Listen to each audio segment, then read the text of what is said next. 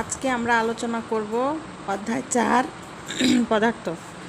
প্রথমে আছে টিক চিহ্ন 1, কোনটি তরল পদার্থের বৈশিষ্ট্য নয়? উত্তর হবে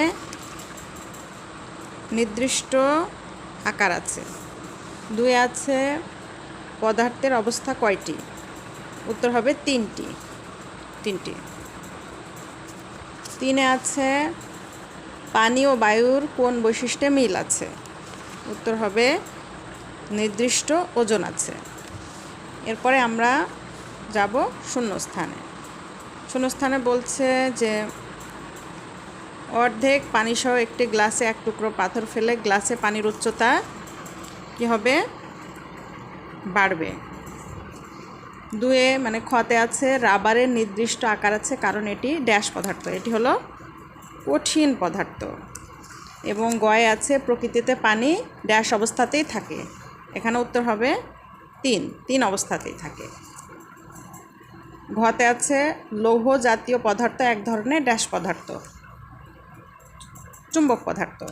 এরপর আমরা ডান বাম দেখব। এখানে ডান বাম আছে, আমরা এটা মিলিয়ে খাতায় লিখে নিয়েছি, সেটা আমি পড়ে শোনাচ্ছি। তুলা হবে ওজন কম, বরফ কঠিন, দুটো চুম্বকের দক্ষিণ মেরু বিকর্ষণ, ফুটবল গোলাকার, লোহা চুম্বক পদার্থ। এরপর আমরা সংক্ষিপ্ত প্রশ্ন নিয়ে আলোচনা করব। যেহেতু খাতায় প্রশ্ন লেখা আছে এজন্য আমি বই থেকে আর দেখাচ্ছি না, খাতা থেকে প্রশ্ন এবং উত্তর দেখিয়ে দিচ্ছি। ক হলো অচুম্বক পদার্থ বলতে কি বোঝায়? উত্তর হবে চুম্বক যে পদার্থগুলোকে কাছে টানে না সেগুলোকে অচুম্বক পদার্থ বলে, যেমন কাগজ, মাটি, প্লাস্টিক। খ হলো একটি দণ্ডচুম্বক কখন অপর একটি দণ্ডচুম্বককে আকর্ষণ করে? উত্তর হবে একটি চুম্বকের উত্তর মেরু আর অন্য একটি চুম্বকের দক্ষিণ মেরুর কাছাকাছি নিয়ে এলে প্রান্ত দুটি পরস্পরকে কাছে টানে। এরপরে আমরা গ নাম্বার দেখব। বেলুনে ফু দিলে বেলুন ফুলে যায় কেন? উত্তর হবে বেলুনে ফু দিলে বেলুনের ভেতরে বাতাস প্রবেশ করে, এতে বেলুনের ভেতরের আয়তন বেড়ে যায়, তাই ফু দিলে বেলুন ফুলে ওঠে। এরপর আমরা দেখব বড় প্রশ্ন।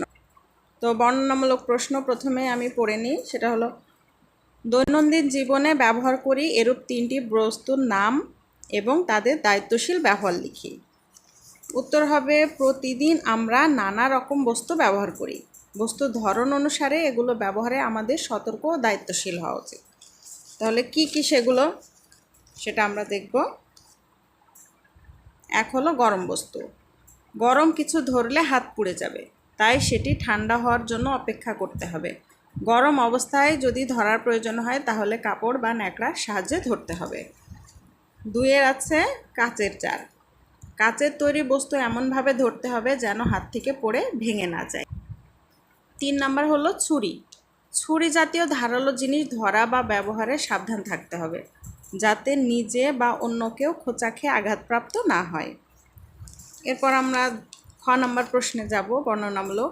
সেটা হলো উপরের ছবিতে যেসব পদার্থ আছে তার তালিকা তৈরি করি এবং পদার্থের অবস্থার উপর ভিত্তি করে শ্রেণী বিভাগ করি। উত্তরে আছে আমরা জানি পদার্থ 3 প্রকার, যথা কঠিন, তরল ও বায়বীয়। উপরের ছবি দেখে পদার্থের অবস্থার উপর ভিত্তি করে নিচে একটি তালিকা তৈরি করি। তো প্রথমেই দিয়েছি 1 কঠিন পদার্থ। কঠিন পদার্থের ভেতরে কী কী আছে ছবি দেখে আমরা এই শ্রেণী বিভাগটা করে নিয়েছি। বইয়ের ছবিগুলো দেয়া আছে, সেখান থেকে দেখে আমি লিখেছি। তো পুতুল, বই, গ্যাসের চুলা, মার্বেল, পাথর, কাচের জার, ছুরি। আর 2 হবে তরল পদার্থ। তরল পদার্থের ভেতরে আছে তেল, পানি, ফলের রস। আর বায়বীয় পদার্থের ভেতরে আছে ফ্যানের বাতাস, জলীয় বাষ্প। তো এটাই ছিল আজকে শেষ। তো এতক্ষণ যারা সাথে ছিলেন সবাইকে ধন্যবাদ।